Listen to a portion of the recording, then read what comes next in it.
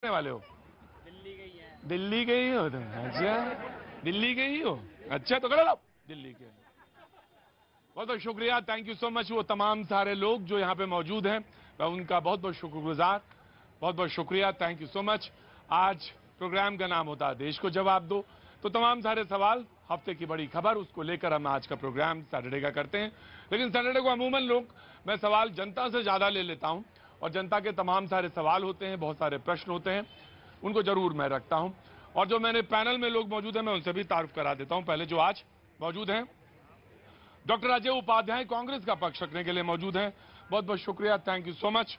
राहुल लाल साहब मौजूद हैं, बहुत बहुत शुक्रिया, थैंक यू सो मच। राजनीतिक विश्लेषक हैं, पत्रकार हैं। मनोज यादव जी कुछ देर में बीजेपी का पक्ष रखने के लिए मौजूद रहेंगे, बहुत बहुत शुक्रिया।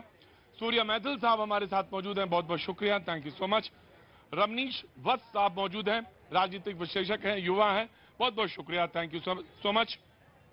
शैलेंद्र दुबे जी हमारे साथ मौजूद हैं, बहुत बहुत शुक्रिया, thank you so much Shailendra ji, और आज वो गलती नहीं होगी, बहुत बहुत शुक्रिया, थैंक यू सो मच।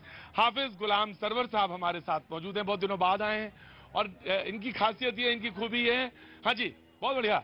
हाफिज साहब का ये है कि ये डिबेट में और ये शो में तब से आ रहे हैं जब ये शो कंसीव हुआ, तब से शुरू हुआ। बहुत बहुत शुक्रिया, बड़े दिनों बाद आए हैं, बहुत बहुत शुक्रिया, ईद की चांद की तरह, बहुत बहुत शुक्रिया, thank you so much. Anwar भाई मौजूद हैं, अनवर साहब भी आते रहे, बहुत बहुत शुक्रिया, थैंक यू सो मच, बहुत बहुत शुक्रिया। तमाम सारे लोग जो यहाँ पे पैनल पे मौजूद हैं, उनका बहुत बहुत शुक्रिया। अरोड़ा जी आपका भी बहुत बहुत शुक्रिया, थैंक यू सो मच।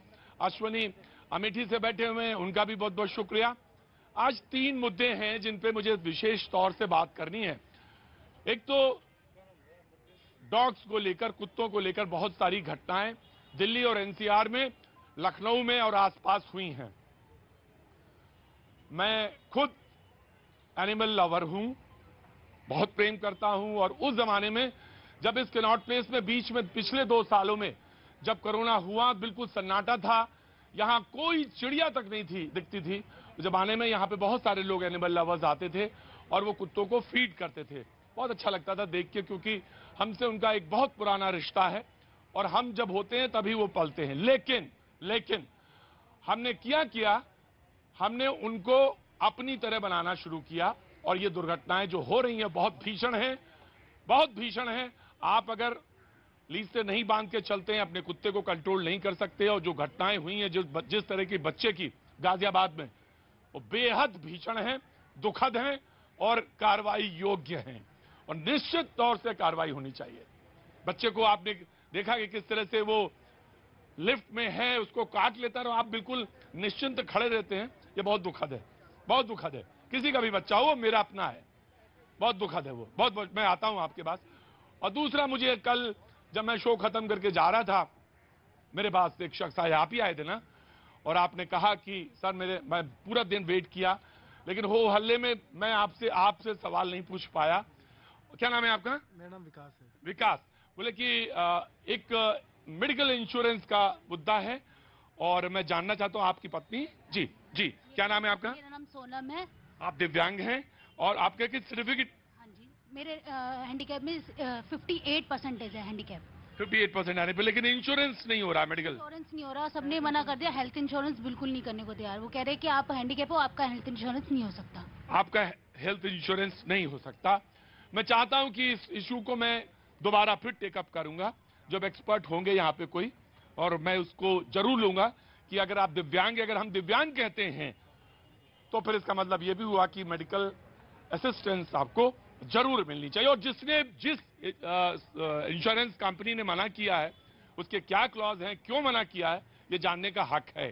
तो जरूर पता करेंगे, और ये जरूर आपको इसका आंसर हम जरूर लाकर देंगे।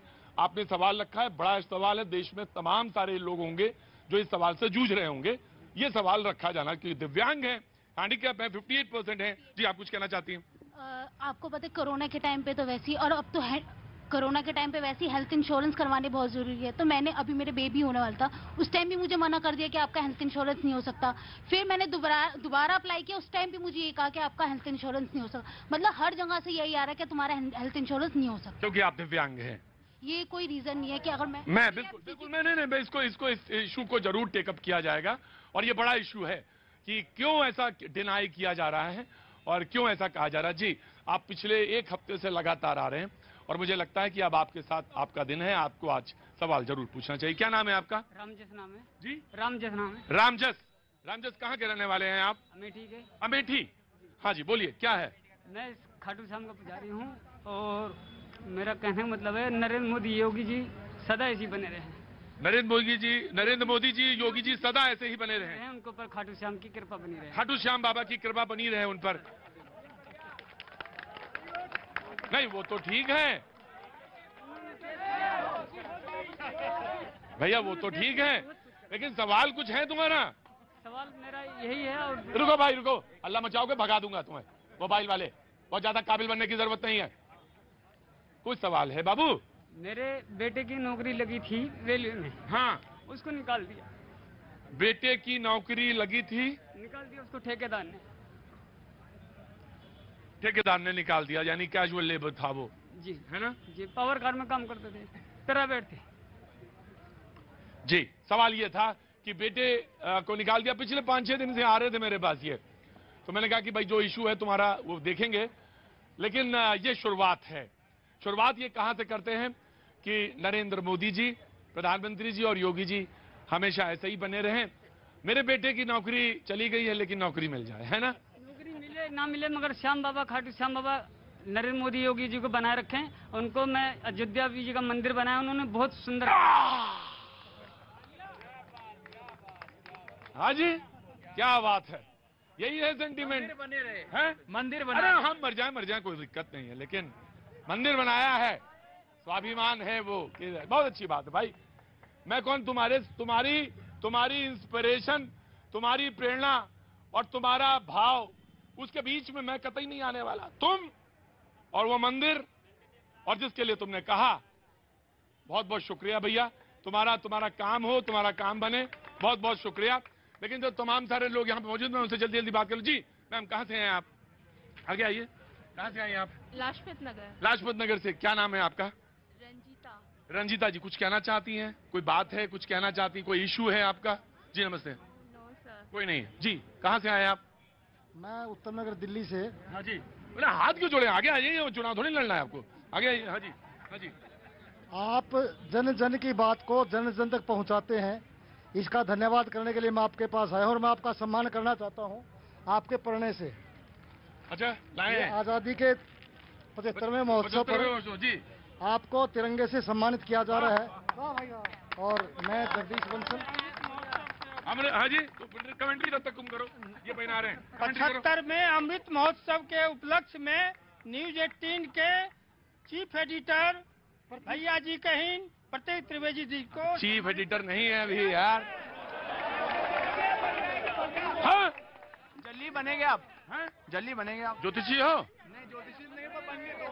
हाँ? पंडित तो हूँ ना। अच्छा, हाँ, बोले ज्योतिषी नहीं हूँ लेकिन पंडित हूँ। बहुत बहुत शुक्रिया, थैंक यू सो मच। जय हो, बहुत बहुत शुक्रिया, जय हो। मिलेगा कोई हकदार, अभी मिलेगा, थोड़ी देर में मिलेगा कोई। बहुत बहुत शुक्रिया। तमाम सारे आप सारे लोग आते हैं, आपकी भावनाएं जुड़ी हैं इस प्रोग्राम से, आप तमाम सारे लोगों का स्नेह, प्रेम, मोहब्बत। भट्ट जी भी आ गए हैं हल्द्वानी से, बहुत बहुत शुक्रिया। आप कहां से हैं भाई? सर प्रयागराज से हूँ। प्रयागराज। अच्छा, तुम तो वो ऐसा मास्क लगाए हो तो पहचान नहीं पाया मैं। प्रयागराज से हैं जी, कुछ कहना है? जी, आज कुछ कहना था आपको? हाँ मैं समाज के लिए एक छोटा सा, सभी भाइयों के लिए एक संदेश देना चाहता हूँ। हाँ हम कहते हैं गुजर रहे हैं जाने पे मंजिल, हाँ रास्ते में आ जाए मंदिर मस्जिद चर्च गुरुद्वारा, हाँ। अदब से सर झुका लो क्या जाता है हमारा। क्या बात है, अदब से सर झुका लो क्या जाता है। बहुत बहुत शुक्रिया भाई, थैंक यू सो मच। आपने मेरा सम्मान किया, प्रोग्राम का सम्मान किया, और मैं प्रोग्राम की शुरुआत करता हूं। यात्रा निरंतर चल रही है। आज चौथा दिन जी। आज मुझे दिन याद रहता, अपना चाहे याद ना रहे शनिवार है कि नहीं, लेकिन यात्रा के दिन सारे याद हैं। तो चौथा दिन है, और चौथे दिन में बात हुई, एक वीडियो आया, और वीडियो में ये आया कि क्रिश्चियन पादरी, यानी पादरी मान लो तो क्रिश्चियन, तो पादरी से राहुल साहब पूछ रहे हैं कुछ, और वो ये जवाब देते हैं कि जैसा कि उधर से खेमे से, बीजेपी की खेमे से आया कि यही धर्म है, यही एकमात्र धर्म है, यानी कौन? क्रिश्चियन को। ऐसा आया, ऐसा भाव आया। और ये शक्ति नहीं है, तो लोगों ने कहा कि ये तो हिंदू धर्म का अपमान कर रहे हैं और हिंदू धर्म का अपमान हुआ है और ये तो बहुत गलत बात है। यात्रा अनवरत चल रही है चौथे दिन। मनोज जी आ गए हैं। मनोज जी बहुत चिंतन मुद्रा में है। इस शो में थोड़ी देर तो चिंतन होता है, उसके बाद तो क्या होता है आपको भी मालूम है। जी कहां से हैं आप? कहां से आए हैं? बोलो। अरे भाई आई कहां से हैं? कापस खेड़ा। तो बस इतना ही तो पूछा था मैंने, कापस खेड़ा से। जी जनाब।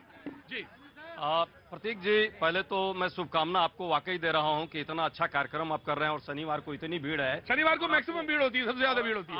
आपको कुछ प्रोग्रेस के लिए भी उन्होंने बोला है, आने वाले लीडर बना दिया। अब जी अंदर आइए, आप वहां नहीं खड़े रहेंगे, अंदर आ जाइए। बाबूजी को अंदर लेके आओ, जाओ गार्ड उधर से लेके आना, बाबूजी को अंदर से लेके। बुजुर्ग आदमी खड़ा नहीं रहेगा। जी हाँ, जो मुद्दा है आज आपने जो मुद्दा रखा है, हाँ। महंगाई, बेरोजगारी, अर्थव्यवस्था की गिरती हालत और जिस तरह राज्यों पर हस्तक्षेप है उस पर पूरे मैंने मुद्दा की शुरुआत करी वहां से। भारत जोड़ने का हम लोग जो यात्रा, हमारी कांग्रेस पार्टी हजारों की संख्या में हमारे कार्यकर्ता सड़कों पर चल रहे हैं कन्याकुमारी से कश्मीर तक। जो बात आई है, एक वायरल किया जा रहा है भाजपा के हेड फैक्ट्री के द्वारा जो घृणा फैक्ट्री है, हाँ। और वो लगातार ये काम करेगी, क्योंकि कभी टी शर्ट उसको दिखेगी, कभी काली कमीज दिखेगी, क्योंकि उसे घबराहट है, हबराहट है, बौखलाहट है। मैं कहता हूं ये मत करो। आप इस देश को जोड़ने के लिए सनातन परंपरा है। सनातन परंपरा में यदि कोई बात हो भी रही है तो बात होने दीजिए। सभी परंपराओं की हम चाहते हैं, हम तो भारत के लोग हैं। हम मतलब ये आप मानते हैं कि पादरी से बात हुई, वो सबसे बात हो रही है, मछुआरे से बात हो रही है, इन्वायरमेंटलिस्ट से हो रही है, बुद्धिजीवी से हो रही है, असंगठित मजदूरों से हो रही है, युवाओं के जो लाखों रोजगार चले गए हैं उनसे हो रही है, और सभी धर्मों के लोगों से रास्ते पर। जी प्रतीक जी, पहले तो कल आपने एक जानकारी दी थी कि इस समय जो ये 6 से 7 का स्लॉट है इसमें। अरे आगे बढ़िए, आगे बढ़िए, आगे बढ़िए, आगे बढ़िए, आगे बढ़िए। इसलिए बता रहा हूं मैं कि यहाँ पे जन की मदद। देखिए प्रतीक जी, जो राहुल गांधी कहते थे कि भारत एक राष्ट्र नहीं है, वो आज भारत जोड़ो यात्रा निकालने निकले हैं, वो भी विदेशी टी शर्ट पहन करके। और प्रतीक जी, लगातार हिंदुओं का अपमान करना इनकी परिपाटी बनी हुई है। आप देखिए, हिंदू और हिंदुत्व को अपमानित करना, लगातार जो करौली में घटना हुई उस पर मौन धारण कर लेना। और सलमान खुर्शीद ने कहा सनातन धर्म की सही व्याख्या कर रहे हैं। देखिए राहुल जी, हाँ, आया। शक्ति, क्या माँ दुर्गा को अपमानित करना सनातन की इनकी परिभाषा है क्या? माँ दुर्गा को अपमानित करना सनातन की परंपरा है क्या? ये अपमानित करने का काम कर रहे हैं। मौन धारण इन्होंने। आपत्ति दर्ज करता हूं। इनके पेट में दर्द हो रहा है क्योंकि देश जोड़ने का काम हम कर रहे हैं। जब देश में घूमेंगे, देश को तोड़ें, ये नफरत फैलाएं, हिंदू मुस्लिम करें, 20 और 80 करें, श्मशान और कर्बिस्तान करें, और जब बात हम करेंगे देश को जोड़ने का तो इनके पेट में दर्द होगा। देखिए प्रतीक जी, भारत जोड़ो यात्रा निकल रही है, आप लगातार इस पे शो कर रहे हैं। अभी यहाँ पर 2 प्रश्न उठाए गए। एक मेरी बहन का बताया गया कि वो दिव्यांग है और दिव्यांग का जो है मेडिकल इंश्योरेंस नहीं हो रहा। मैं आपको जानकारी दे दूं, माननीय प्रधानमंत्री जी ने पूरे देश के अंदर 50 करोड़ से ज्यादा भारतीयों के लिए प्रधानमंत्री आयुष्मान योजना निकाली। उसके अंदर चाहे मेरा कोई भाई दिव्यांग हो, चाहे किसी भी स्तर का हो, उनका मेडिकल इंश्योरेंस होगा 5 लाख रुपए तक। 60 साल में इन्होंने कुछ नहीं किया। दूसरी चीज, अभी असंगठित मजदूर की बात की, उसके अंदर ये भारत जोड़ो की बात कर रहे हैं ना। प्रधानमंत्री जी असली भारत ऐसे जोड़ते हैं। 3,500 से 7,000 का उनको वेतन कर दिया, साथ ही उनको न्यूनतम मजदूरी गारंटी प्रधानमंत्री जी ने दी है। ये असली भारत जोड़ो। फिर बात वही, सारा दे दिया। 12 करोड़ लोगों का रोजगार खा गए ये लोग 20 करोड़ लोग, अभी सुनिए ना, 20 करोड़ लोगों ने फॉर्म भरा, 20 करोड़ लोगों ने, 7 लाख लोगों को नौकरी मिली। ये देश को तोड़ने का काम करते हैं। ये लोग देश को तोड़ रहे हैं, चाहे जाति के नाम पे, चाहे धर्म के नाम पे, चाहे भाषा के नाम पे, ये पूरा देश तोड़ने का काम। जिन लोगों ने देश को निगल लिया था भ्रष्टाचार के कूपमंड में, जिस देश को धकेल दिया था, वो लोग भारत जोड़ो यात्रा निकले हुए हैं। हिंदुओं को अपमानित करने का काम, हिंदुओं को बोको हराम से तुलना करने का काम, हिंदुओं का तालिबान से तुलना करने का काम एक कांग्रेस पार्टी करती है। और देखिए, राम मंदिर के ऊपर आपने, इन्होंने काल्पनिक बताने वाले, राम को बताने वाले यही लोग हैं। और इस पर मां शक्ति का अपमान किया गया, लेकिन राहुल गांधी मौन धारण किए हुए। तो क्या कारण है? इससे ज्यादा कुछ बोल ही नहीं सकते। इनके पास ये ठेकेदारी है कि हिंदू धर्म की। अरे भाई, देश में सभी धर्म के लोग हैं, सभी संप्रदाय के लोग हैं, और इस देश में हिंदू सबसे ज्यादा, हमसे बड़ा हिंदू है, हमसे बड़ा हिंदू हो, हमसे बड़ा हिंदू हो। अरे झूठे ढोंगी ढोंगी हिंदू, ढोंगी हिंदू, सिर्फ सत्ता के लिए हिंदूवादी, सत्ता के लिए हिंदू, ये इच्छाधारी हिंदू है, ये इच्छा।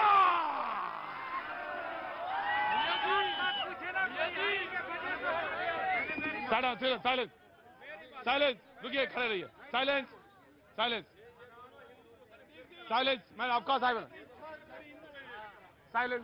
बड़े आराम से खड़े रहिए बाबूजी, खड़े रहिए। एक ने कहा कि आप इच्छाधारी हिंदू हैं, एक ने कहा कि आप कौन सा हिंदू हैं? इन्होंने कहा कौन सा आपने? ढोंगी हिंदू। कांग्रेस ने कहा कि ढोंगी हिंदू हैं, बीजेपी ने कहा कि आप इच्छाधारी हैं। इच्छाधारी जी, हाँ, चुनाव आएगा तो इच्छाधारी ये हिंदू है, मंदिर मंदिर प्रतीक जी, सिर्फ बीजेपी को हिंदू हिंदू याद रहता है, हिंदू मुसलमान बिल्कुल ठीक है। ये राहुल जी की टेंशन पता है क्यों लेकर बैठे हैं? अभी दिल्ली में जो रैली हुई है, एक जनसैलाब जो आया है, उससे इनको घबराहट बहुत हो गई है। और बीजेपी वाले घबराहट पता क्यों है? ये रात को सोते हैं, दिन में सोते, राहुल गांधी जी बड़ा याद आते हैं। ये नहीं सोच रहे कि राहुल गांधी जी जोड़ने का काम कर रहे हैं। इन्हें हिंदुत्व तो पता नहीं है कि हिंदुत्व होती क्या। हिंदुत्व वो होती है जो मुसलमान के भी दिल में हिंदुत्व होती है। एक मुसलमान भी हिंदुत्व को मानता है। अगर राहुल जी जा रहे हैं, हिंदुस्तान को जोड़ रहे हैं, भारत को जोड़ रहे हैं, तो तुम्हें दिक्कत क्या है? आप अपमान करो तो कुछ नहीं, वो अपमान तो करते ही नहीं है, आप अपमान कर रहे हैं। आप हमेशा बेरोजगारी की बात नहीं करेंगे प्रतीक जी, महंगाई की बात नहीं करेंगे। ये देखिए प्रतीक जी, ऐसा है अभी जो, अरे रुको रुको रुको यार, पानी पियो, पानी पियो, आराम से, आराम से। मनोज, मनोज, पानी पियो। मनोज, अभी भगाऊंगा पीछे से, हल्ला कर बचाओगे तो। प्रतीक जी, जो अभी यात्रा हो रही है, यात्रा का शीर्षक है भारत जोड़ो यात्रा है। अगर ये शीर्षक होता अखंड भारत जोड़ो तो सब स्वागत करते। जो कांग्रेस आजादी के बाद से कश्मीर को अभिन्न भारत का हिस्सा नहीं बना पाए, वो भारत जोड़ो कर रहे हैं, नंबर 1। नंबर 2, मुझे सख्त आपत्ति है जॉर्ज पुनैया से मिलने पे। क्यों है? उस व्यक्ति का जो इतिहास है, पिछले 7 जुलाई को नरेंद्र मोदी जी को गाली देता है, अमित शाह को गाली देता है, द्रुमुक जो कि जिसकी सरकार है, बाकी मंत्री को गाली देता है, वो गिरफ्तार होता है। और सबसे बड़ी बात, वो पादरी, और रुकिए, वो पादरी जो कहता है कि भारत माता के अशुद्धता से मेरे पैर गंदे हो जाएंगे, इसलिए मैं जूते पहनता हूँ। तो इस मानसिकता का पादरी अगर जो आप मिलेंगे, कल को आप कहेंगे मैं जो जाके आतंकवादियों से मिलता हूँ, ये क्या प्रतीक है? शैलेंद्र जी, देखिए जो पूरा मामला है, अगर वो नहीं, मुद्दे पे सवाल का जवाब। मैं मुद्दे पे ही कह रहा हूँ। देखिए, अगर हम ईसाई धर्मगुरु से मानेंगे तो वो कहेंगे ईसा मसीह धर्मगुरु, भाई उन्हीं को भगवान मानेंगे। अगर हम हिंदू धर्माचारी से बात करेंगे तो वो भाई हिंदू देवी देवताओं, लेकिन ऐसा न लगे कि कहीं अपमानित हो रहा है कोई। कहीं किसी को अपमानित नहीं किया गया। देखिए, भारतीय संविधान का अनुच्छेद 25, ये देश संविधान से चल रहा है। देखिए, पहले मेरी बात को पूरा हो जाने दीजिएगा, सुन लीजिए। अनुच्छेद 25 देख लीजिए। प्रत्येक धर्म को अपने धर्म का अनुपालन करने, उसके बारे में बताने, उसके बारे में प्रचार प्रसार करने की पूरी अनुमति है। वो उन्होंने किया। अब ये बताइए, अगर मैं अगर कहीं भाई मस्जिद में जाऊंगा तो वहाँ पे अल्लाह के बारे में बात बताएंगे वो, तो इसमें कहाँ पे हिंदू धर्म का, इसमें हिंदू धर्म का अपमान कहाँ हुआ? जो एक लाइन जो मैं लास्ट में कहना चाह रहा था, नहीं एक लाइन। देखिए, हिंदू धर्म किस चीज का, जो हमारी जो मान्यता है, किसमें यहाँ पे वाद विवाद और संवाद में विश्वास किया जाता है। शंकराचार्य और मंडन मिश्र का भी आपको संवाद याद होगा। अगर वो, अरे भाई क्यों नहीं जाएंगे, सबको जोड़ने का प्रयास होगा, आपको भी जोड़ेगा। जॉर्ज पादरी जो विवादास्पद पादरी है, कल को आप आतंकवादी से मिलेंगे क्या? मुझे आप जो ऐसे पादरियों से मिलिए जो स्वागत योग्य हैं, जिनका सब सम्मान करता है, किसी को आपत्ति नहीं होगी। जॉर्ज पादरी जो कि भारत माता के अशुद्धता पे जो प्रश्न खड़ा करता है, जूते इसलिए पहनता है, आप ऐसे व्यक्ति से मिलेंगे? आप देश को क्या ये जो है ना, यही नौटंकी करेंगे। ये देश के सारे गंदे लोगों को अपने साथ रखेंगे। ये लगातार देश को तोड़ने का काम करेंगे। अब टुकड़े टुकड़े पर आ गए, टुकड़े टुकड़े देश को आप कर रहे हो। देश बेरोजगारी से त्रस्त है, लोग मजदूर परेशान है, महंगाई से, लोगों की अर्थव्यवस्था देश की।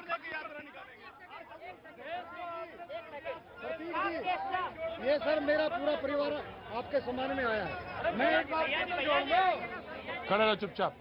क्या नाम है तुम्हारा? बहुत बहुत हल्ला मचाते हो तुम, और बहुत डिस्टर्ब करते हो तुम, बहुत डिस्टर्ब। क्या काम करते हो? अभी तो पढ़ाई कर रहे हैं। पढ़ाई कर रहे हो तो अब ये आलम है। घर में पिताजी ने भेजा कि जाकर कुछ अच्छा काम कर लेना। कहाँ करने वाले हो? उत्तर प्रदेश का तो मैं समझ गया था। गोंडा। गोंडा में कहाँ, कौन सा मोहल्ला, कौन सा गांव? गाँव है माधोपुर। माधोपुर। अच्छा, कौन प्रधान है तुम्हारा? हमारा आनंद प्रकाश। मैं कल आज बात कराना शाम को। मैं पिताजी से बात करूंगा कि तुमने पढ़ने भेजा है कि वो क्या वहाँ पे आके खड़ा हो गया थे हल्लाबाजी करता है? क्या जोड़ रहे हैं भैया? नहीं तो ठीक है, तुम्हारे ऊपर है। हाँ नहीं, कश्मीर नहीं जोड़ पाए, तुमने क्या जोड़ेंगे, समझ गए। ऐसा है राहुल गांधी जी जिसके साथ जा रहे हैं कि भारत जोड़ो। क्या नाम है पहले आप बताइए? नाम भूदेव है। भूदेव जी क्या काम करते हैं आप? मैं तो पढ़ाने का काम करता हूँ। अच्छा, टीचर हैं। नवोदय शिक्षक दिवस चल रहा है, उसमें मैं आप शिक्षक दिवस में आपको प्रणाम कर लेता हूँ। जी, जब जेएनयू में जाकर के कन्हैया कुमार जैसे व्यक्ति कहते हैं भारत तेरी बर्बादी तक जंग रहेगी जारी, भारत तेरे टुकड़े होंगे कई हजार, इंशाअल्लाह। और जब तक कितने मुद्दे तो क्या ऐसे लोग जो भारत जोड़ो आंदोलन में जुड़े हुए हैं, क्या वो भारत जोड़ो का काम करेंगे? वो कभी नहीं कर सकते। तो जोड़ नहीं पाए, वो पार्टी नहीं जोड़ पाए, वो देश को जोड़ेंगे जो भारत की बर्बादी। क्या नाम बताया आपने? भूदेव। भूदेव जी कहाँ के रहने वाले हैं? स्कूल कौन सा है आपका? मैं गौतम बुद्ध नगर का हूँ। अच्छा, तो वही स्कूल में है? नहीं है, तो यहाँ पूर्वी यहाँ रहते हैं, नॉर्थ ईस्ट दिल्ली में। नॉर्थ ईस्ट दिल्ली में रहते हैं। तो किस क्लास के बच्चों तक को पढ़ाते हैं? 10th क्लास तक के। 10th। तो विषय क्या है आपका? मैथमेटिक्स है। मैथमेटिक्स है, तो लॉजिक वाली चीजें पढ़ाते हैं आप, मैथमेटिक्स पढ़ाते हैं। भूदेव जी नाम है इनका, बहुत अच्छी बात है जी। कहाँ जी, कहिए कहाँ से आए? दिल्ली से ही है जी। प्रतीक जी, ये बात करते हैं, जब भी हम कुछ भी बात करते हैं, ये करते हैं सिर्फ हिंदुत्व। रुको भाई, क्या नाम है? नंदनी। हाय तो तुम्हें बाकी होता तो डांट देता, मैं तुम्हें नहीं डांटूंगा मैं। इसलिए नहीं डांटूंगा, तुम बच्चे हो, तुम्हें क्या डांटे? मेरे बच्चे से सोचे, तुम किससे बात कर रही थी? मम्मी से। तो मम्मी क्या कह रही हैं? मम्मी बोल रही है कहाँ पर हो, मैंने कि जल्दी से टीवी चला, शो में आ रही हूँ। नंदनी जो है ना, वो जो रत्न निकले थे ना, उसमें से वो भी आई थी, कामधेनु। तो तुम बस वही हो। अब तुम मतलब मम्मी से पूछना, मम्मी को फोन मिलाओ कि तो आ रहे हैं। हाँ जी बोलो, खड़ा रहो जी। सर, रोजगार के विषय पे बिल्कुल भी बात नहीं होती। गरीब का बच्चा सुबह 4 बजे उठ के, चुपचाप रहो भाई, बहुत इंपॉर्टेंट चीज बता रहा है, इसको बंद कर दीजिए जी।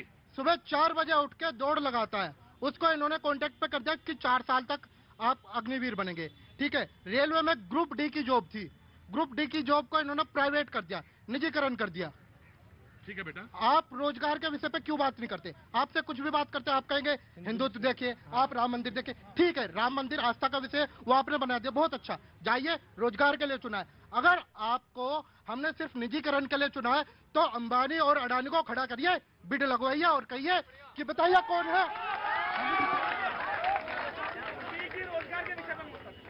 सवाल का जवाब दिया ना, ठीक है, नहीं बड़ी अच्छी बात है। मैं चलने दीजिए, बहस चलने दीजिए। रुकिए आ रहा हूँ। हाँ जी, बहस चलने दीजिए। देखिए, मेरे भाई ने एक प्रश्न उठाया कि आस्था का विषय जो है ना, हिंदू मुस्लिम ये करते हैं, रोजगार पे बात नहीं करते। हाँ, तो आप नहीं बात सुन लीजिए ना, मैं आपको बताना चाहता हूँ कि रोजगार के मुद्दे पे नरेंद्र मोदी सरकार ने कितना बड़ा काम किया है। ये जो बात बार बार भाई, ये पकौड़ा नहीं, गलत है, ये गलत है। अपमान करते हैं पकौड़े वालों का, यह संगठित क्षेत्र का अपमान करते हैं। मालूम है क्या करते हैं? आप ही डिरेल कर देते, वो जवाब दे रहा था, अब आप डिरेल कर दिया। आदमी का अपमान करते हैं। देखिए, 2004 से 2014 तक मनमोहन सिंह सरकार रही, यूपीए 1 यूपीए 2, इस देश की कील तक चीन से बनवा के मंगवाते थे। अब माननीय प्रधानमंत्री जी जब से आए, इस देश की सत्ता संभाली, उस समय देश की अर्थव्यवस्था डावाडोल थी, इस देश का फॉरेक्स रिजर्व खाली था। इस देश के अंदर इन्होंने WTO में साइन करके सब्सिडी को देश के अंदर खत्म करने की बात की, ऑल बोर्ड लाइस ने घोटाले किए, लेकिन प्रधानमंत्री जी ने इस देश की अर्थव्यवस्था को थामा। इस देश के अंदर make in India, made in India, stand up India और ना जाने कितने एंटरप्रेन्योर इस देश में खड़े कर दिए। यही कारण है IMF ने कहा कि भारत जो है विश्व की सबसे बड़ी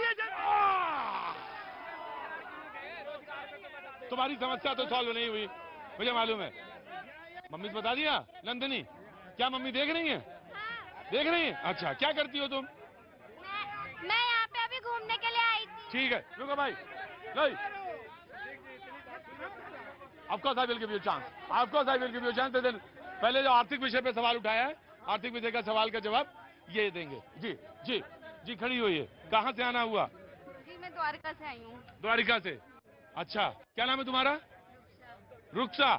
रुखसा आपका रुखसा, हाँ हाँ मेरा तलफुज सही है। तो कहाँ से आप आना हुआ आपका? जबलपुर मध्य प्रदेश। जबलपुर से भेड़ाघाट हैं जी, बहुत अच्छी बात जी। मैं आता हूँ आपके पास जी, आपका सवाल। मेरा सवाल ये है कि लोग बोलते हैं रोजगार नहीं है, रोजगार नहीं है, लेकिन मेरा कहना ये है कि जो सही मायने में रोजगार को डिजर्व करता है, चाहे वो प्राइवेटाइजेशन हो या फिर गवर्नमेंट जॉब हो, वो सबके पास जॉब करते हैं। सबको जॉब मिल रही है, सब कर रहे हैं। अगर आप करना ही नहीं चाहोगे तो जाहिर सी बात है कि आपको जॉब नहीं मिलेगी। मैं खुद अभी मैटरनिटी लीव पर चल रही हूँ, मुझे 7-8 महीने हुए जॉब छोड़े हुए। अगर मैं भाई ये देखिए बहुत गलत बात है, ये बहुत गलत बात है, बोलने तो दीजिए किसी को। हाँ मैटरनिटी लीव पे हैं आप? यस, अभी जब मेरी प्रेगनेंसी थी तो मैं मैटरनिटी लीव पर हूँ। अगर मैं चाहूंगी तो मैं फिर से रिज्वाइन कर सकती हूँ, लेकिन वो मेरी चॉइस है कि मुझे नहीं करना है तो मैं नहीं करूँगी। आप नहीं करेंगी अब आगे जॉब? बिल्कुल करूंगी, क्यों नहीं करूंगी। क्या नाम है आपका? रिया सिंह। रिया जी किसके साथ आई हैं आप? मैं अपने हस्बैंड के साथ आई हूँ। बहुत बहुत। आप क्या, आपका शुभ नाम? उदय भान सिंह। उदय भान जी, आप क्या काम करते हैं? इंडसइंड बैंक में कमर्शियल व्हीकल फाइनेंसर हूँ। सॉरी, कमर्शियल व्हीकल फाइनेंसर हूँ। कमर्शियल व्हीकल फाइनेंसर हैं आप।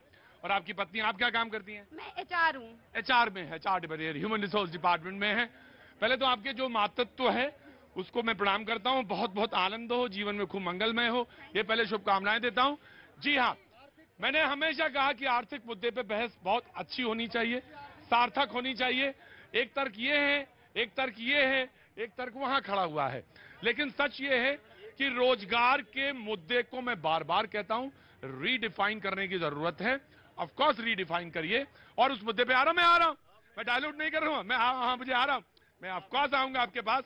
लेकिन अभी तुमसे पहले सवाल पूछ लूं। भैया जी मैं कहना चाहूंगा कुछ। मैं क्या नाम बताओ अपना? मेरा नाम है क्रिश तिवारी, अमेठी से। हाँ, आज अमेठी वाले बहुत सारे आगे लोग। मैं एक बात कहना चाहूंगा, देखो मैं क्यों बोलते हो? मैं स्टूडेंट हूँ, ठीक है। हाँ। मेरे को नहीं पता क्या होता है कांग्रेस, क्या होता है भाजपा, लेकिन मोदी जी ने करवाया EWS, उसकी वजह से मेरे भाई का एडमिशन हुआ है, ठीक है। कहाँ हुआ एडमिशन? DTU में। DTU में हो गया? हाँ। और तुम्हारा? मैं भी 11th में हूँ, 11th A साइंस, ठीक है। वो सब मोदी की वजह से हो रहा है। हमारा स्कूल भी अच्छा नहीं था, हमारा स्कूल भी अच्छा नहीं हो रहा था, ठीक है। हमारे बेरोजगारी रेट पड़ेगा नहीं, उसको बेरोजगारी होगी, जो पढ़ेगा नहीं उसकी बेरोजगारी होगी। ऑफिशियली मैं बात कर रहा हूँ, ऐसे नहीं। रुको भाई, वो उसको बोला, आपने कहा बेरोजगारी का पता करो। अभी तो ये 11वें में ही है, तो अभी उतना वहां पर नहीं पहुंच पाया, लेकिन आपके पास ज्यादा मैच्योरिटी है, तो आप मैच्योरिटी के साथ सवाल कर रहे हैं। कोई बात नहीं, सब मोदी जी की वजह से हुआ है। मोदी जी ने बहुत सही कर दिया है, ठीक है। क्या सही कर दिया है? अभी अरे रुको भाई, बोले दो, मैं आ रहा हूँ आपके पास। अरे इधर जवाब दो। देखो बात होती है ना ऐसी, एक बंदा बोल रहा हो ना, दूसरे बीच में बोलने वाले अनपढ़ कहलाते हैं। एक पढ़ा वक्त एक छोटे से ब्रेक का, ब्रेक के बाद बुलाता हूँ।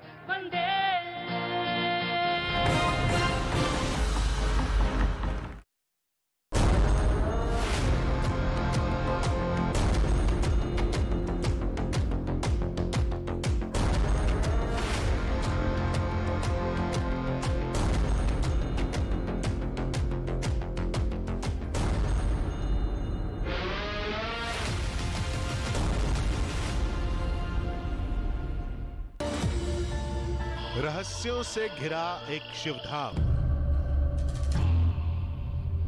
जहां बारिश होते ही छा जाता है सन्नाटा। आखिर क्यों? ऊपर भागो, ऊपर भागो। आधी हकीकत आधा फसाना में आज देखिए महादेव का चमत्कार लोक, रात 8:57 पर। स्वीडन की उस हथियार बनाने वाली कंपनी से $82 मिलियन यानी भारतीय रुपयों में 650 करोड़ की डील की है, जिसके तहत स्वीडन की हथियार बनाने वाली कंपनी साब एबी अमेरिका के लिए anti tank grenade launcher Carl Gustav बनाएगी। रिपोर्ट के मुताबिक कंधे पर रखकर चलाए जाने वाला यह हथियार भारी भरकम टैंकों को पल भर में तबाह करने की ताकत रखता है। पश्चिमी मीडिया का दावा है कि इस हथियार से यूक्रेन की सेना जंग के मैदान में रूसी सेना के छक्के छुड़ा रही है। इसका एक वीडियो भी जारी किया गया, जिसमें कार्ल गुस्ताव रूस के टैंक को तबाह करता दिखा। जैसे ही ग्रेनेड गिरा, टैंक आग की भीषण लपटों में घिर गया, और रूसी टैंकों का काल माने जाने वाला यही हथियार अब अमेरिका के पास भी होगा। खबरों के मुताबिक स्वीडन अमेरिका को इसकी डिलीवरी 2024 में शुरू करेगा। कुछ रोज पहले ही यह खबर आई थी कि जंग में यूक्रेन की मदद करने की वजह से नेटो देशों के पास हथियारों की कमी हो गई और इस संगठन में अमेरिका भी शामिल है, जिसने रूस से लोहा लेने के लिए यूक्रेन की सेना को बड़ी संख्या में कंधे पर रखकर चलाए जाने वाला हथियार जैवलिन दिया था, जिसके दम पर यूक्रेन ने पुतिन की सेना को कई इलाकों से पीछे तक धकेल दिया। लेकिन कुछ दिनों पहले पश्चिमी मीडिया में यह दावा किया गया कि अमेरिका समेत नेटो के कई देशों के पास हथियार खत्म होते जा रहे हैं, क्योंकि पिछले 6 महीनों से चल रही इस जंग में नेटो देश यूक्रेन को घातक हथियारों की सप्लाई कर रहे हैं। लेकिन अब दावा किया जा रहा है कि सैन्य भंडार खाली होने की वजह से नेटो में शामिल कई देश यूक्रेन को हथियार सप्लाई करने से इनकार कर चुके हैं। उधर रूस के आक्रामक रवैये को देखकर जर्मनी ने अपने पड़ोसी देशों के साथ मिलकर एक कॉमन एयर डिफेंस सिस्टम बनाने की प्लानिंग की। जर्मनी ने तय किया है कि आने वाले सालों में वो एयर डिफेंस सिस्टम में निवेश बढ़ाएगा, क्योंकि यूक्रेन में जंग छेड़कर रूस ने यह साबित कर दिया कि वो अपने दुश्मनों को नहीं बख्शेगा और मौका मिलते ही उन पर बम और मिसाइलें बरसाएगा। माना जा रहा है कि जर्मनी इसी वजह से घबराया है। उसे पता है कि अगर रूस ने अपनी मिसाइलों की दिशा बदलकर उसकी ओर कर दी तो वो नहीं बच पाएगा, क्योंकि उसका एयर डिफेंस सिस्टम इतना मजबूत नहीं है। और इसी वजह से जर्मनी ने एक नई रणनीति बनाई है और यूरोप में एक कॉमन एयर डिफेंस सिस्टम बनाने के लिए पड़ोसी देशों से बात कर रहा है। जर्मनी के रक्षा मंत्री ने बयान दिया कि उम्मीदें ज्यादा हैं और हमें बहुत बड़ा काम करना है। जर्मनी के चांसलर पहले ही बता चुके हैं कि एयर डिफेंस सिस्टम के बहाने यूरोप के देशों को जर्मनी के साथ जुड़ने का मौका दिया जा रहा है, क्योंकि उन्हें पता है कि रूस से इस वक्त यूरोप का। जोधपुर में अमित शाह का कांग्रेस पर बड़ा हमला, कहा कांग्रेस विकास का काम नहीं सिर्फ वोट बैंक और तुष्टीकरण की राजनीति कर सकती है।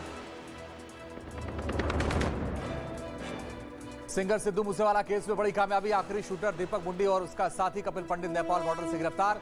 दिल्ली पुलिस और पंजाब पुलिस के ज्वाइंट ऑपरेशन में पकड़े गए दोनों आरोपी। यूपी से बिहार तक अफवाह की आग, लखनऊ में बच्चा चोरी की जानकारी पर लोगों ने की संदिग्ध की जमकर पिटाई, तो कटिहार में बच्चा चोरी के आरोप में बंधक बनाकर मारपीट और तोड़फोड़। कोलकाता में ईडी की बड़ी कार्रवाई, मोबाइल गेम ऐप के जरिए धोखाधड़ी का आरोप, 6 जगह पर छापेमारी में 7 करोड़ रुपए कैश बरामद। जनता का मन ऊब गया था कमल से, तो फिर देख रही थी वो लालू परिवार को, और सही वक्त पर ही संभल गए नीतीश बाबू। महाराष्ट्र होने से बचा लिया बिहार को। तेज के चाचा बीड़ा उठावे, ममता दीदी ले बलैया में, ममता दीदी ले बलैया में। एक ही कुर्सी, पीएम दावेदार इतने सारे, ओ भाई मुझे मारो।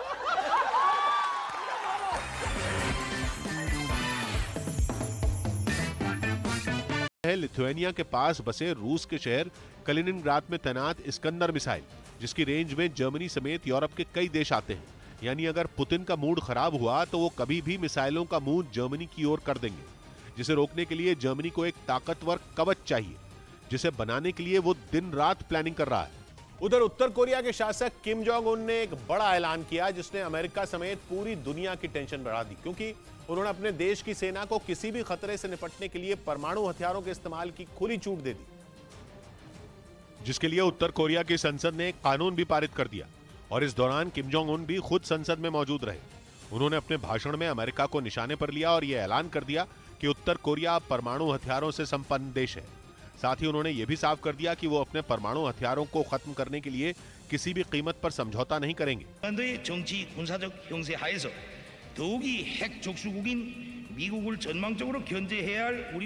इस ऐलान के साथ ही किम ने परमाणु हथियारों के इस्तेमाल के लिए नया कानून भी बना दिया, जिसके तहत उत्तर कोरिया की सेना अपने शासक या खुद पर किसी भी तरह का खतरा महसूस होने पर उनका इस्तेमाल कर सकेगी। इसके लिए उसे किसी तरह की मंजूरी नहीं लेनी होगी। जबकि इससे पहले 2013 में उत्तर कोरिया ने जो कानून बनाया था, उसमें न्यूक्लियर अटैक के जवाब में ही परमाणु हथियारों के इस्तेमाल की बात कही गई थी। मतलब ये कि नया कानून बनाकर किम ने अपने दुश्मन अमेरिका और दक्षिण कोरिया को यह संदेश दे दिया कि वो चाहे कितना दबाव बना लें, वो झुकेंगे नहीं। और उन्होंने ये ऐलान ऐसे वक्त में किया जब अमेरिका चेतावनी दे चुका है कि किम कभी भी न्यूक्लियर टेस्ट कर सकते हैं। हालांकि पिछले 5 वर्षों में उत्तर कोरिया ने कोई परमाणु परीक्षण नहीं किया, लेकिन अचानक किम जोंग उन ने अपने देश को परमाणु हथियार से लैस घोषित कर दिया। और जिस तरह से हाल के दिनों में कोरियाई प्रायद्वीप में तनाव बढ़ा है, उसे देखते हुए किम के ऐलान को हल्के में नहीं लिया जा सकता। इस बीच खैरसॉन में यूक्रेन की सेना के पलटवार से बौखलाए पुतिन ने वहां अपनी सेना की मदद के लिए हथियारों की नई खेप रवाना की। रूस ने इसका एक वीडियो भी जारी किया और दावा किया कि उसकी सेना की एक बड़ी टुकड़ी खैरसॉन की तरफ रवाना कर दी गई। रूस ने जो वीडियो जारी किया उसमें कई टैंक और बख्तरबंद गाड़ियां एक कतार में जाती दिखाई दी। रूसी सेना के इस काफिले में कई हॉवित्जर भी नजर आई, जिन्हें देखकर यह साफ हो गया कि खैरसॉन में अपनी सेना की पिटाई ने पुतिन को किस कदर गुस्से से भर दिया है। वो अब किसी भी तरह यूक्रेन के सैनिकों को खैरसॉन से वापस खदेड़ देना चाहते हैं, क्योंकि जंग की शुरुआत से ही खैरसॉन के ज्यादातर हिस्से पर रूसी सेना का कब्जा हो गया था। लेकिन ज़ेलेंस्की की फौज ने इतना जोरदार पलटवार किया कि वहां के बड़े इलाके से पुतिन की सेना भाग खड़ी हुई और उनके जो सैनिक खैरसॉन में बच भी गए उन्हें यूक्रेन के सैनिकों ने पूरी तरह घेर लिया, क्योंकि ज़ेलेंस्की की सेना को यह बात समझ में आ गई थी कि अगर खैरसॉन को वापस पाना है तो हमले और भी तेज करने होंगे,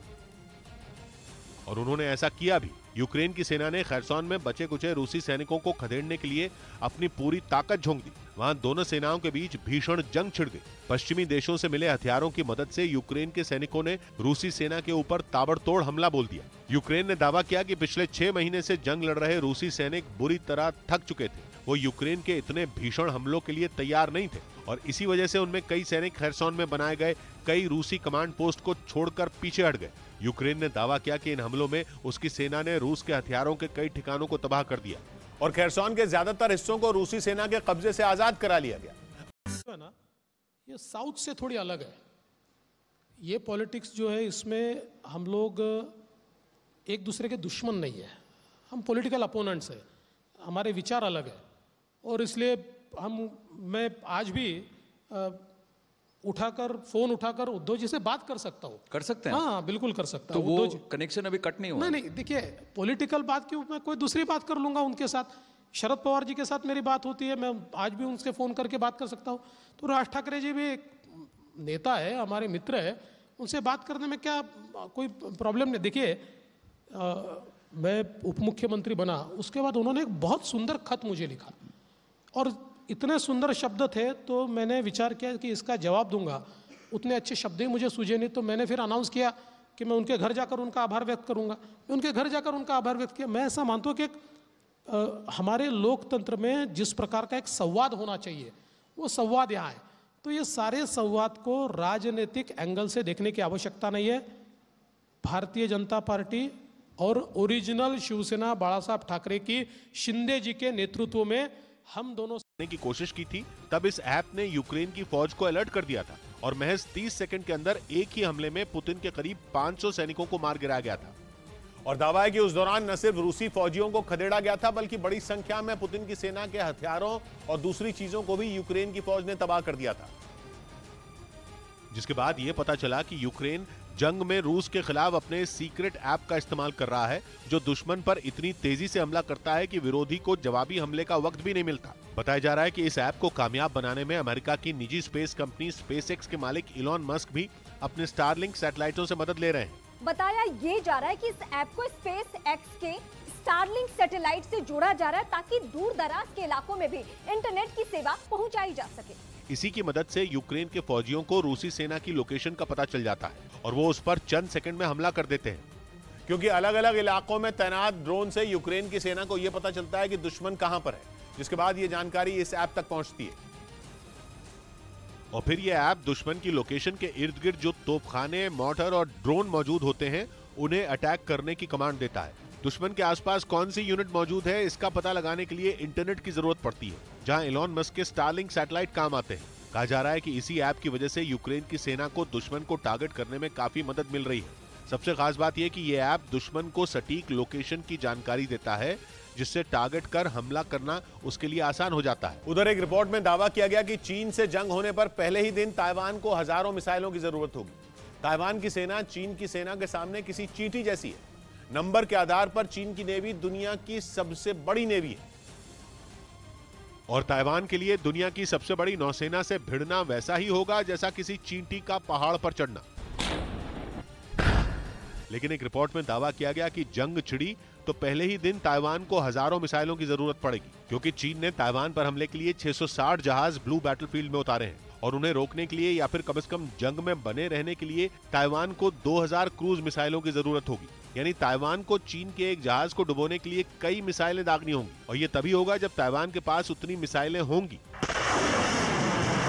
ताइवान को उम्मीद है कि उसकी ये जरूरत अमेरिका पूरी करेगा। सीरिया के इदलिब में रूस के 4 लड़ाकू विमानों ने ताबड़तोड़ बमबारी की, जिसमें 7 लोगों की मौत हो गई। इदलिब को सीरिया के विद्रोही लड़ाकों का आखिरी मजबूत गढ़ माना जाता है और उन्हें वहां से उखाड़ फेंकने के लिए पुतिन सीरिया के राष्ट्रपति बशर अल असद का पूरा साथ दे रहे हैं। यहां तक कि वो सीरिया के विद्रोहियों के खात्मे के लिए यूक्रेन से जंग के बीच भी वहां हमले करने से चूक नहीं रहे। और एक बार फिर उनके लड़ाकू विमान सीरिया के इदलिब प्रांत में गरजे। दावा किया गया कि रूस के विमानों ने वहां इतनी जोरदार बमबारी की कि एक बड़ा इलाका खंडहर में तब्दील हो गया। बताया गया कि रूस के लड़ाकू विमानों ने वहां 1-2 नहीं बल्कि 16 बम दागे। दावा किया गया कि इस हमले में रूस ने जमीन से जमीन पर मार करने वाली एक मिसाइल का भी इस्तेमाल किया। इदलिब में विद्रोहियों के जिस गढ़ को निशाना बनाकर हमला किया गया, वहां एक के बाद एक कई बम फटते दिखाई दिए। इसके बाद वो पूरा इलाका धूल के गुबार से ढक गया और जब धूल छटी तो वहां बना एक कारखाना और एक मकान मलबे के ढेर में बदल चुके थे। हमला कितना खतरनाक था इसका अंदाजा इसी बात से लगाया जा सकता है कि दोनों इमारतों का एक भी हिस्सा सही सलामत नहीं बचा, क्योंकि बमों के हमले और मिसाइल की मार ने उन्हें पत्थरों के बड़े बड़े टुकड़ों में बदल दिया। वहां खड़ी एक कार भी धमाके की वजह से पूरी तरह बर्बाद हो गई। इस हमले की खबर मिलते ही विद्रोहियों के इलाके में काम करने वाली सीरिया सिविल डिफेंस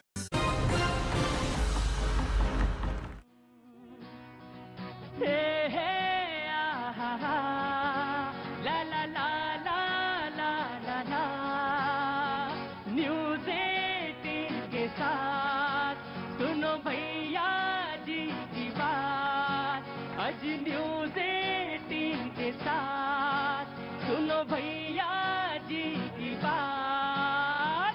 भैया जी कहन में जनता करती मन की बात।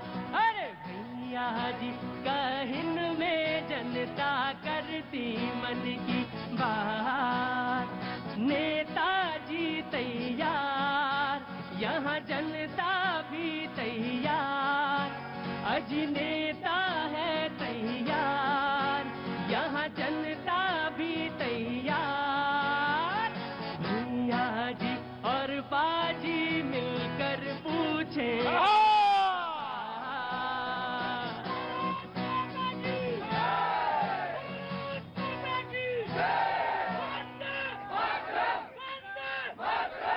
बहुत बहुत शुक्रिया। तुम जिंदा हो गए, मेरे सामने प्राण आ गए। जब तुम्हारे अंदर जरा सी भी निराशा होती है तो मुझे पता चल जाता। तुम कल परेशान थे लेकिन तुम्हारे अंदर चेतना आई, जैसे भी चेतना आई लेकिन तुम्हारे अंदर चेतना आई। बहुत बहुत शुक्रिया बेटा। बैठो। बातचीत के सिलसिले को एक बार फिर से जोड़ने के लिए मैं यहाँ पे मौजूद हूँ। मुझे इस बात का बेहद दुख है, मुझे जो आपकी शिकायत है, आपकी शिकायत वो मुझ तक है कि यहाँ पे कोई एक हिस्सा जो है महिलाओं के लिए नहीं है वहां पे खड़े होने के लिए। तो क्या होता, पुरुष क्या करते हैं, वो धक्का दे देते हैं और वो पीछे चली जाती हैं आप लोग। और मुझे लगता है ये बात सच है, उनको आगे आना चाहिए, खड़े होना चाहिए। क्योंकि जब आप दिखते हैं ना, आपकी आंखें दिखती हैं मुझे, तो लगता है कि हाँ सब ठीक है, बैलेंस है, सारी चीजें सही हो रही हैं। तो आपको निश्चित तौर से आपके लिए कोई हिस्सा जरूर होना चाहिए। भट्ट जी होना चाहिए ना, 5 किलो तो आप ही ले लेते हो, रोज आ जाते हो सामने। लेकिन महिलाओं के लिए वो जगह होनी चाहिए, जरूर होनी चाहिए। बहुत बहुत शुक्रिया, थैंक यू सो मच। बातचीत के सिलसिले को एक बार फिर से हम शुरू कर रहे हैं। कहाँ से आए बेटा? मैनपुरी से। बहुत अच्छी जगह है मैनपुरी। हाँ मैनपुरी बहुत अच्छी जगह है। मैं आपका बहुत बड़ा फैन हूँ। हाँ मैं भी तुम्हारा ही फैन हूँ, तुम्हारा ही शो करता हूँ, मैं अपना शो करता ही नहीं हूँ जी। तो क्या नाम है तुम्हारा? मोहित चौहान सर। मोहित चौहान। कुछ काम करते हो बेटा? जी सर। क्या जॉब करते हो? जॉब करते हो। बहुत बहुत शुक्रिया। आपका नाम बताइए? बताइए बताइए। स्नेहा। स्नेहा। स्नेहा। स्नेहा जी कहाँ से आई हैं आप? दिल्ली से हैं। आगे आइए, आगे आइए। मैं आप ही लोगों की तो बात करता हूँ, आप तो पीछे चले जाए। अरे रुकिए, दिख रहे हैं आप? घर में दिखा रहे हैं या कहीं बाहर? अरे दिख रहा हूं मैं, अरे दिख रहे हैं भैया। आइए स्नेहा जी। तो कुछ कहना चाहती हैं, कुछ बोलना चाहती हैं, कुछ बताना चाहती हैं? ठीक है, पर मैं चाहता हूं कि महिलाएं अपने इशू पे बोलें, बात करें, जरूर अच्छा लगेगा। मैंने कहा कि मेरे पास इंश्योरेंस की जानकारी के तौर पे मेरी बात आई जब मैंने शो में शुरुआत में रखा था कि दिव्यांग हैं और इंश्योरेंस नहीं हो रहा। तो फिर मेरे पास एक आया, स्लिप आई है कितने फीसदी, कितने प्रतिशत दिव्यांगता है, उसको तहकीकात करेंगे। एक नंबर दिया है उन्होंने, लेकिन जो इसका ओरिजिनल विषय, क्योंकि सिर्फ आपकी बात नहीं है, ये शो जो है सिर्फ किसी व्यक्तिगत, किसी एक के लिए नहीं है मामला। न जाने कितने लोग होंगे इनका नहीं हो रहा होगा, और अगर किसी का हुआ है तो इनका भी होना चाहिए। तो ऐसा तो नहीं है कोई मना कर रहा है इस बात को लेकर। तो ये नंबर रखिए, इसमें फोन नंबर है, इसको कॉल करिएगा, और इसमें नंबर लिखा हुआ है। उनको बात करके उन्होंने नंबर भिजवाया है कि उनसे कहिए, रुको भाई रुको, इतनी ताकत भी ना ले लो कि तुम हमारे ही शो खत्म करने लगो, तो क्या बैठो। तो वो नंबर आप फोन करिएगा, उसके बाद बातचीत का सिलसिला को जोड़ेंगे। लेकिन जी हाँ, आज चौथा दिन कांग्रेस की यात्रा का, और मुद्दा बना हुआ है 2024 में चेहरे का। लड़ाई सब कुछ मिला के उसी की है, और सारे लोग आंदोलन है। जी जी जी, मैं आ रहा हूं, ऑफकोर्स जी जी। हाँ भैया जी, आज का जो देश को जवाब दो, देश को सच में जवाब मिलना चाहिए राहुल गांधी के माध्यम से। देश को जवाब में क्या मिलना चाहिए कि राहुल गांधी कांग्रेस की जो भारत जोड़ो यात्रा है, वो यात्रा क्यों है? वो है हिस्सेदारी की, हैसियत की और दावेदारी की। यहाँ पे दावेदारी कौन मांग रहा है, हैसियत किसकी कौन मांग रहा है? देश से मांग रहा है वही जो आज विपक्ष के जितने भी साथी हैं, चाहे आप केसीआर को देख लीजिए, नीतीश कुमार को देख लीजिए, आप चाहे सपा सुप्रीमो को अखिलेश यादव को देख लीजिए, चाहे अरविंद केजरीवाल को देख लीजिए, सारे के सारे आज हैसियत की लड़ाई, सब अपनी अपनी दावेदारी पेश कर रहे हैं पीएम के लिए। लेकिन कोई तो देश को आगे ले जाना चाहता है, हमारे प्रधानमंत्री नरेंद्र मोदी। कहां से आए आप? सर मंगलम लक्ष्मी नगर। लक्ष्मी नगर से। आप कहां से आए? सोनिया विहार। सोनिया विहार से। कुछ कहना चाहती हैं आप? हाँ जी बोलिए, कहाँ की रहने वाली हैं आप? मैं दिल्ली सोनिया विहार से आई हूँ और मैं सोशल वर्क करती हूँ। हमारे चिल्ड्रंस पार्लियामेंट भी बना हुआ है, उसमें एक मिनट रुकिए, बहुत इंपॉर्टेंट चीज है। चिल्ड्रन पार्लियामेंट बना हुआ है, उसमें मैं अंदर आइए, अंदर थोड़ा फटाफट, एक सेकंड देर नहीं करनी चाहिए। तो चिल्ड्रन पार्लियामेंट बना हुआ है, कहाँ पे है ये? ये हमारा इसमें ना मतलब लेवल्स होते हैं, जैसे Sonia Vihar level, Delhi level, national level. तो ऐसे मैं सोनिया विहार लेवल पे क्लाइमेट चेंज की मिनिस्टर हूँ, उसके बाद दिल्ली लेवल पे भी मैं क्लाइमेट चेंज की मिनिस्टर हूँ, और नेशनल लेवल पे मैं निकॉट की मेंबर हूँ, जिसमें हम अपनी प्रॉब्लम्स बताते हैं। हमारी दिल्ली में क्या प्रॉब्लम है, इंडिया में क्या प्रॉब्लम है, ये हमारी प्रॉब्लम्स हम आगे लेके जाते हैं। मुझे आज ही कहीं पढ़ रहा था, मैं आज कहीं वीडियो देख रहा था, और मुझे मैं बिल्कुल मैं इंट्रोड्यूस करता हूँ। आपके साथ है कोई? आ जाए भैया, अंदर आ जाओ। और वो भी कौन है? जी जी, बहुत अच्छा, तुम तिवारी जी, हमें ठीक है जी। मैं सबका स्वागत करता हूं पार्लियामेंट के। अच्छा, आप भी पार्लियामेंट की हैं? बहुत सारे लोगों का स्वागत करते हैं। आप भी हैं पार्लियामेंट से जुड़ी हुई है, बहुत अच्छी बात है। आप लोग कभी एक दिन आइए और पैनल में वहां बैठिए, क्योंकि आप असली हकदार हैं बोलने के लिए, जरूर आइए। और मैं ये कहना चाह रहा, आज ही मैं देख रहा था कि क्लाइमेट चेंज को लेकर, जो पर्यावरण चेंज है, उसपे खाद्यान्न पे क्या असर पड़ा है, क्या डेफिसिट होगी, क्या खाद्यान्न की कमी आएगी आने वाले समय में, और इसको देखकर क्या कुछ किया जाना चाहिए। ये एक विषय मेरे पास आया था। आज इस विषय पे मैं, क्योंकि बच्चे ने याद दिलाया, तो मुझे याद आ गया कि मुझे इस पर बात करनी चाहिए कि जो पर्यावरण का चेंज है, कहीं ज्यादा बारिश है, कहीं सूखे की स्थिति है, तो जो खाद्यान्न पे क्या असर पड़ेगा, उसकी एनालिसिस, उसका एस्टिमेशन क्या है, ये जरूर पता होना चाहिए। मुझे मालूम है सूर्या मैथिल मेरी तरफ देख रहे हैं, आया था मैं कुछ वीडियो पे बोलने, और ये बोल रहे हैं पर्यावरण पर। यही है, मैं पर्यावरण पे आता हूँ। ऑफकोर्स जी जनाब। मैं दो सवाल करना चाहता हूँ बीजेपी से। हाँ। बीजेपी दो अपने उद्योगपतियों के साथ जो है, ये उद्योगपतियों को मालदार बनाने के चक्कर में लगी है। दूसरी, जो सरकारें चुनी हुई हैं उन्हें तोड़ने के चक्कर में लगी है। अगर राहुल गांधी देश को जोड़ने की बात करते हैं और सब धर्म के और सब जातीय के लोगों को साथ लेकर और पूरे देश में यात्रा करना चाहते हैं, तो इनमें बेचैनी, इनके अंदर इस बेचैनी का क्या मतलब? मौलाना जनाब आली, अरे मैं just give me a second जनाब आली। हाजी साहब वो कह रहे हैं तोड़ने पे। देखिए, तोड़ने जोड़ने की बात तो बाद में है, मैं पॉलिटिकल नहीं हूँ, किसी दल में नहीं हूँ। हाँ। मैं एक बात आपको बताऊं, भारत जो है ये धर्म प्रधान देश है, मैंने पहले भी आपके डिबेट में कहा। और एक धर्म गुरुओं में एक नई बीमारी है जिसको देश में कम से कम कंट्रोल कर लेना चाहिए। अब चाहे क्रिश्चियनिटी के धर्म गुरु हो, जिनको आप पादरी कहते हैं, या इस्लाम के धर्म गुरु मौलाना हैं, और मैं समझता हूं सनातन धर्म में ये कम है बीमारी, लेकिन कुछ संत उस तरह के भी हैं। जब उनके धर्म की बात आती है तो वो कहते हैं मैं ही हूं, अब कोई है ही नहीं। जो वीडियो भी बताया जा रहा, हालांकि उसकी पुष्टि कोई कर नहीं रहा, लेकिन बताया जा रहा है कि जब पादरी से मुलाकात हुई राहुल गांधी जी की, और उसमें जो बात हुई, इसमें एक बात ये भी आई जिसका जिक्र आपने किया भी शुरू में, कि भाई यही असल धर्म है और यही धर्म है, बाकी सब वगैरह वगैरह। तो ये सोच धर्म गुरुओं को बदलना पड़ेगा भारत में। भारत धर्म प्रधान है और आस्था। अभी आपके एक इसी शो में लड़के ने जो एक बात कही कि रोजगार मेरा गया तो गया, लेकिन कम से कम अयोध्या में मंदिर बनाया तो ये श्रद्धा। देखिए है ये मामला, ये सच्चाई है इस देश में कि ये आस्था का केंद्र है भारत। और धर्म गुरु अगर ये इतना ना समझ पाए, और पॉलिटिकल लोग खास करके, अब डिजिटल पॉलिटिक्स शुरू हुआ। मोदी जी ने पहले डिजिटल लेन देन शुरू करवाया था। अब देखिए ठेला वाला, रेहड़ी वाला, रिक्शा वाला सब पेटीएम, एटीएम, सेटीएम सब रखे हुए हैं। डिजिटल पॉलिटिक्स है। हर कैमरे की कीमत वसूल करने में लगा हुआ है।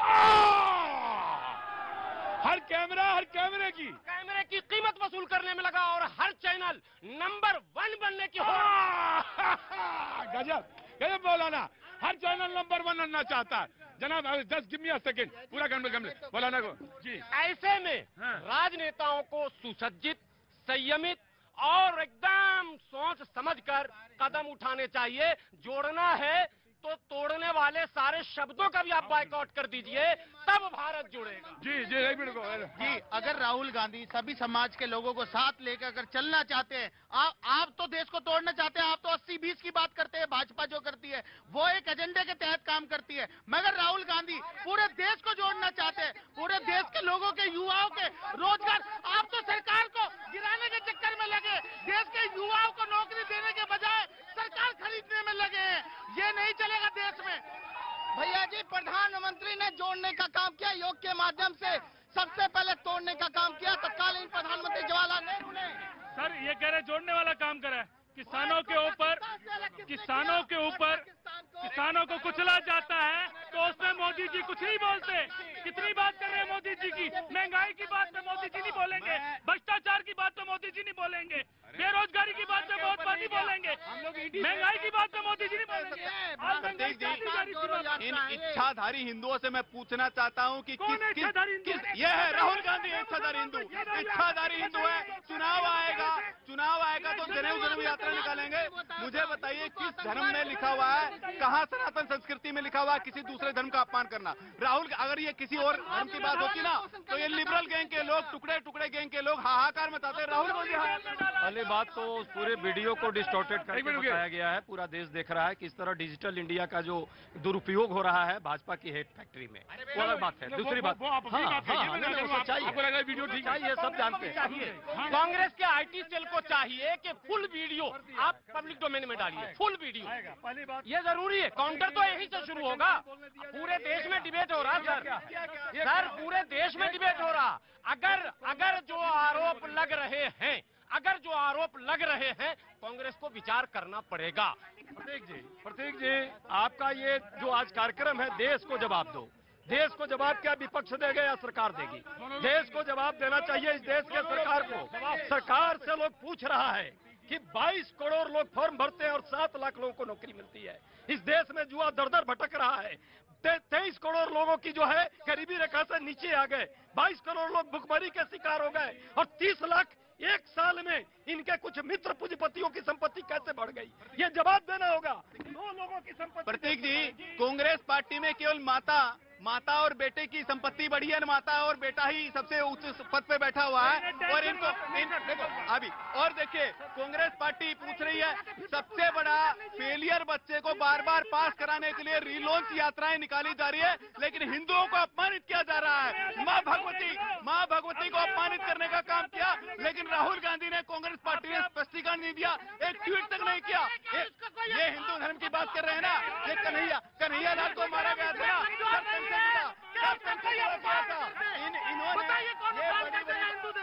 इस देश में हिंदू सर तन से जुड़ा सरिया कानून लागू कराने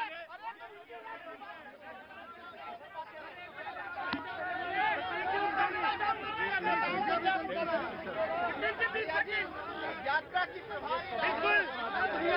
एक मिनट को भट्ट जी संभालो। ये कह रहे हैं तमाशा बना दिया। तमाशा तो कांग्रेस ने बनाया इस देश का।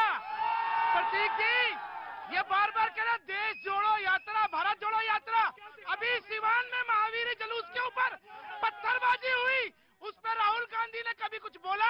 मैं इनसे पूछना चाहता हूँ, जहांगीरपुरी में दंगा हुआ, दिल्ली के मौजपुर में दंगा हुआ, कश्मीर में हिंदू काटा गया, उस पर कभी भारत की यात्रा निकाली? क्या करते हो तुम? वहां जाके खड़े हो,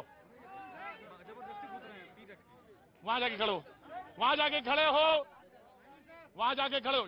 अरे भाई गार्ड साहब, जो अपने होश में नहीं उसको क्या संभालोगे? तुम आ जाओ इधर, चलो जी, खड़े हो हमें जी, रुको। ये प्रतीक जी, जिस तरह से ये देश में पूरी तरह तमाशा फैलाना चाहते हैं, बढ़िए बाबा, आइए यहाँ बढ़िए, यहाँ बढ़िए, यहाँ बढ़िए, यहाँ बढ़िए, चलिए बढ़िए बढ़िए, हाँ इधर है, पहले बैठिए बैठिए बैठिए, यहाँ पे बैठिए। अमरोज जी जाइए, कहाँ गए बाबूजी, कहाँ गए? इधर आइए बाबूजी, लीजिए। डिबेट होता है, पूरा तमाशा हो गया। कहाँ से आए हैं आप?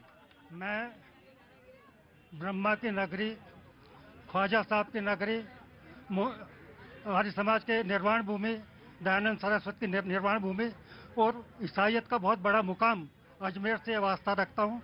और यहाँ पे अभी दिल्ली में ही हूँ। मैं आपका कार्यक्रम देखता रहता हूँ और कभी बहुत अच्छा शुक्रिया। लगता है। मैं ढूंढ रहा था किसी योग्य व्यक्ति को मिल जाए, तो आपको मिल गया, मुझे संतुष्टि है। अभी धर्म की चर्चा चल रही है। बाबूजी मुझे एक सेकंड दीजिए, मैं एनसीपी के कुछ डेलीगेट्स आए हुए यहाँ पे, कल उनका प्रोग्राम है। जी आपका क्या नाम है? रामशंकर प्रसाद सिंह। और आपका? बिहार प्रदेश सचिव। बिहार प्रदेश सचिव। अंदर अंदर आ जाइए, खड़े हो जाइए, आगे अंदर आके खड़े हो जाइए। नेता को सम्मान न मिले तो बहुत बुरा मानता है, नेता को लगता है कि उसका सम्मान नहीं हुआ। हाँ मैं अब आइए, खड़े हो जाइए जी। बाबूजी बोलिए जी। मैं ये कहना चाहता हूँ कि हम बहुत गर्व से कह सकते हैं कि हम भारतीय हैं और भारत में ही सच्चे धर्म की संस्थापना होती है। एक उदाहरण देता हूँ, आप धरती पर कहीं पर भी चले जाइएगा, वसुदेव कुटुंबकम के बाद कोई नहीं कहेगा। चैलेंज है मेरा, कोई हो तो कोई नहीं कहेगा, कोई नहीं कहेगा। दूसरा, हम ईसाई मुसलमान क्रिश्चियन की बात नहीं करते, हम कहते मनुर्भव, मनुष्य बनो, ये हमारे धर्म का आधार है। ये कहीं पर भी नहीं देखने को मिलेगा। मित्र चक्षुषम। मैं जानना चाहता हूँ कि उम्र क्या हो गई आपकी? मैंने तो अपने 25 साल में फिक्स कर रखा है, लोग बात कहते 75 साल का हूँ। ऐसा जो जिंदा दिली, ऐसा जो हुनर, प्रभु से मैं आपसे कह रहा हूँ कि आप पूरे 100 जो हैं शतक लगाएं और भैया जी कहीं में दोबारा भी आए। मैं कहूंगा कि आप आसन करें, बहुत अच्छी बात कही। मैं शुक्रिया, यहाँ ही का प्रोग्राम है, मुझे बहुत अच्छा लगा जी। हल्ला नहीं बचाओगे, बहुत शांति के साथ बोलोगे। कांग्रेस को let him complete, let him. No no जी। देखिए, देश में सद्भाव और शांति क्या नहीं पैदा होनी चाहिए?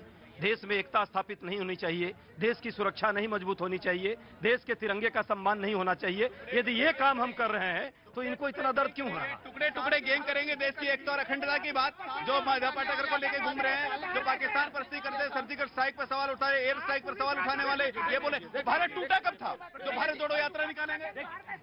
प्रतीक जी, आप देख रहे हैं घबराहट बीजेपी के अंदर कितनी बड़ी दहशत हो चुकी है, क्योंकि राहुल जी गए हुए, राहुल जी भारत जोड़ो यात्रा करें, इन्हें घबराहट हो गई। रामलीला ग्राउंड के अंदर इनको घबराहट हो गई, हर जगह घबराहट हो रही है। राहुल गांधी की घबराहट। शुक्र पर भाई साहब ने एक बात कही, वसुदेव कुटुंबकम में सब समाहित होगा। शुक्र की छुट्टी अगर होती है तो विरोध हो रहा है, तो इतवार का बता दें कि हिंदू धर्म में, सनातन धर्म में इतवार का क्या महत्व है जो आप समर्थन कर रहे हैं? देखिए प्रतीक जी, इन्होंने कहा शुक्रवार की छुट्टी हो जाए तो कोई परेशानी नहीं है। यहाँ पर है संविधान की, इस देश के अंदर रविवार को यदि छुट्टी है तो है। यदि ये लोग 60% हो जाएंगे तो क्या वो शुक्रवार की छुट्टी करा देंगे? कल को इस देश का